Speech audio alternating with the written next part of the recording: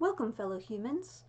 Today I'm going to tell the story of one of the ways that I used to play with my perceptions when I was a kid.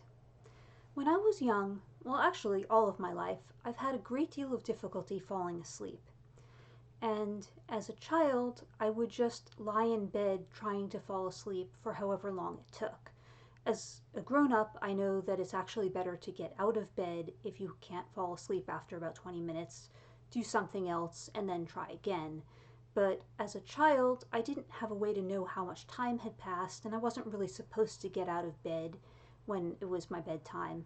So I would just stay in bed, lying in bed for hard to know how long periods of time, since I didn't have a way to measure it, and I don't really trust my childhood perception, but long enough that I was pretty bored.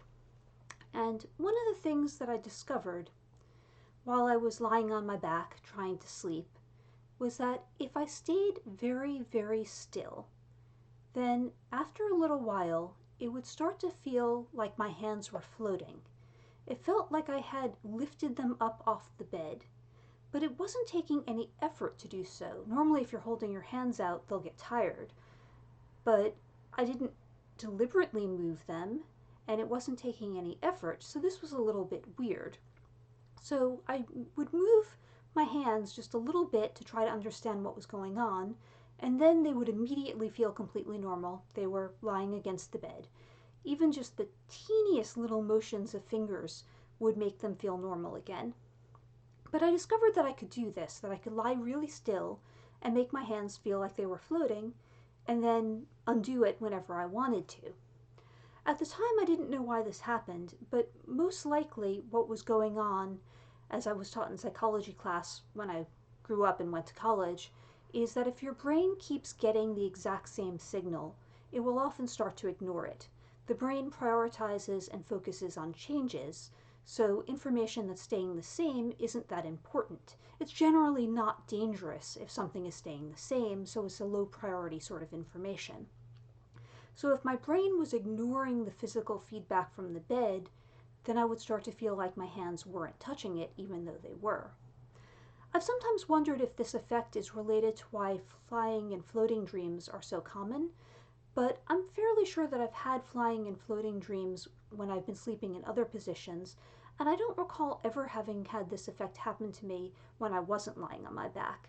So there's probably many factors going on, whether or not this is one small contributing factor.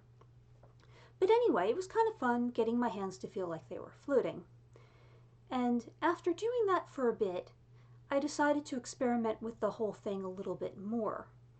So what I did is I tried to change my mental orientation to the idea that I wasn't lying in bed, but I was standing against a wall. This took me some practice. It was a little hard to do, but I had lots and lots of time lying in bed failing to sleep. So I got the practice in and I managed to do that. I don't know if I could still do it because I haven't done so in decades, but it was kind of neat having this feeling like I'm standing up when I'm actually lying down. But the great part came next. Once I had that feeling like I was standing against a wall, I would mentally remove the wall, which was pretty easy because my hands weren't feeling the bed by this point anyway. And then I would allow myself to fall backwards. And I don't know what I was actually doing, but I do know what I would feel, which is, for the briefest moment, it was the feeling of falling. And then the sudden shaking of the bed, and I was against the bed because I always had been against the bed, and my brain would have to reorient to the fact that I was still lying down. And so that was a lot of fun, and I would do that sometimes as a kid. And this also would lead to later experimentation with mental senses because I find them really fascinating. I think that I happen to have really good mental senses. I know they vary a lot. I have mental vision. I can see things in my head, not quite as sharply and clearly as I would like and as some people apparently can, but pretty well. And I know some people have none at all. I have a family member who has no mental mind's eye at all. Um, And I also have a full set of all of the other mental senses that I can test. So I can see things and hear things and touch things and taste things and smell things. And I have mental balance, as I just described. And I have uh, the ability to feel where my limbs are and things like that and try to change that in my mind, which is really, really difficult to do. Um, but those are the sorts of things that I would play with. And I wanted to share that today because I think most people don't really use their mind as much as a playground as I did. And I think a lot of that is most people don't spend as much time lying in a dark room really bored, trying and failing to sleep, which is definitely for the best if you don't do that. So, bit of a trade off there.